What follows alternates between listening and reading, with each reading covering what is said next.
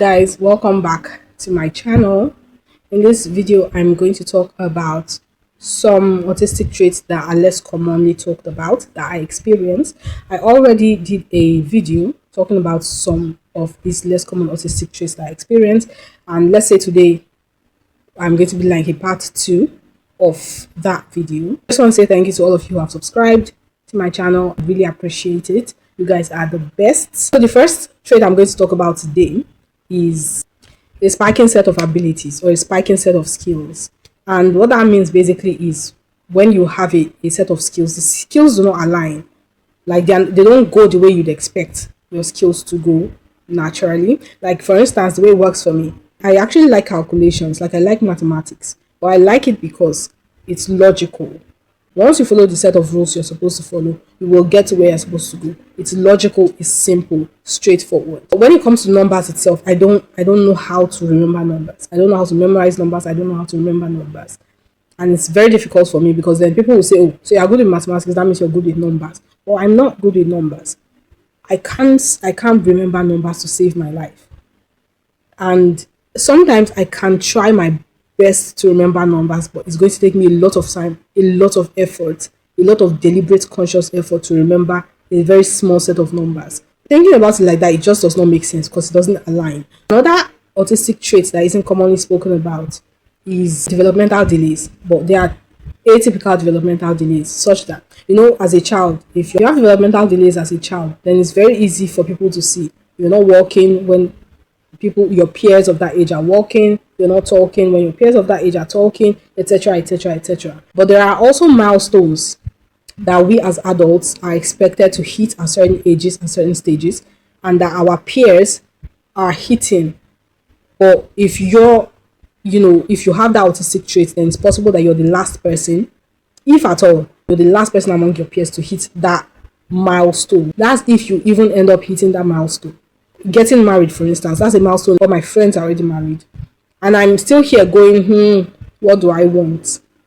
I'm still trying to figure out what I want. It's not even something that I'm bothered about, that I'm like, okay, maybe I should start working towards. I'm just like, I don't know. Like, knowing what you want to do with your life. Like, many of my friends, right from like years ago, they already figured out, like, even right as we're going into school, or at the very least, at the latest, by the time we were leaving school, they already knew what they wanted to do. They were already kind of working towards it. I did not know what I wanted to do. I graduated from school and I was still saying I don't know what I want to do. And after I graduated school, I've switched paths like 2 different times, 3 different times, 4 different times, 5 different times. I've switched paths like 5 different times, but that's kind of the way it goes, right? Meanwhile, my friends they've gotten on one path and they've stuck to it, and they've been working on, and they've been building a career on that path, and they know what they want. It's kind of like certain for them. I've just been along the way, I've been switching paths, and that's just the way it happens, right? So you're usually the last person to end up doing something. At this point, I don't even know how to drive. That's how crazy it is. I still don't know how to drive. And again, it does not even bother me. I'm just here going, maybe I should figure out how to drive at some point. But I'm really not that bothered. That's one of those things that, like, sometimes you could actually be the very first person to do certain things. But it's actually more likely that most times, especially when it comes to societal expectations and milestones that have been put in place by society, then it's very likely that you're going to be the last person to do those things. Just because we're autistic, the way our brains work, we don't really operate in a way as to conform with societal expectations. No matter how much we think we try, we still don't really operate like that. So it's going to be difficult for us to fall in line. At some point, we might eventually fall in line, but it will be in our own good time. Does that make sense? And I've observed that typically the things that we end up being the first to figure out, the first to do, are things that are not in line with societal expectations. They are more in line with things that, humanity, creativity, psychology, why we behave the way we behave, our purpose in life, just things like that are more cerebral or more esoteric, things like that. Those are the things that we end up figuring out first. Other people will still end up having to come and figure it out, but that will be maybe when they're like super old, maybe when they're like 80 or 90 or whatever. Another trait is dissociation, and dissociation is something that I've always struggled with, right, for as long as I can remember. And dissociation comes in different forms. I know there are different terms for it, but I really do not like using terms because it can be so confusing. I know somebody who would say that something would be happening to them, and it would feel as if they've come out of their body, they're standing in one corner, and they are watching themselves do something or interact with somebody or deal with something. That's one form of dissociation. And I don't experience that, but I experience a different form of dissociation, which is basically feeling like I'm still within myself, but I'm separated from myself. Like I am in myself, but I'm not connected with my body. I think that over time, because I started doing self-care, because I started paying more attention to myself, because I started trying to do body checks, like it started helping me get more connected with my body little by little. So now the only time I feel that kind of dissociation is when I am under intense stress.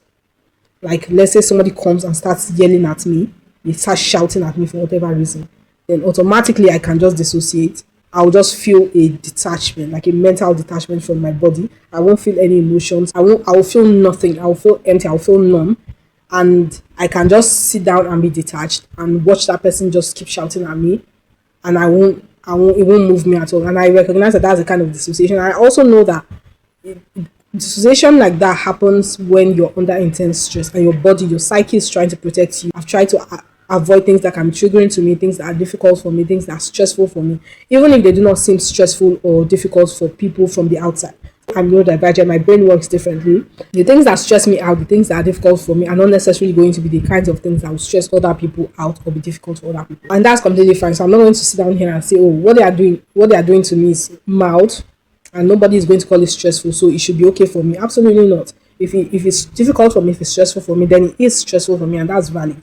So I'm not going to expose myself to that. So I feel like the fact that I try to avoid situations like that, and I do not allow myself to be exposed to stressful situations like that as much as I can handle to the best of my ability. Sometimes I cannot avoid it, but most times I'm able to avoid it. The fact that I'm able to avoid things like that, stressful situations like that, has helped me with not having to dissociate a lot, and anxiety and other things as well. Another trait that I'm going to talk about is face blindness, which is prosopagnosia.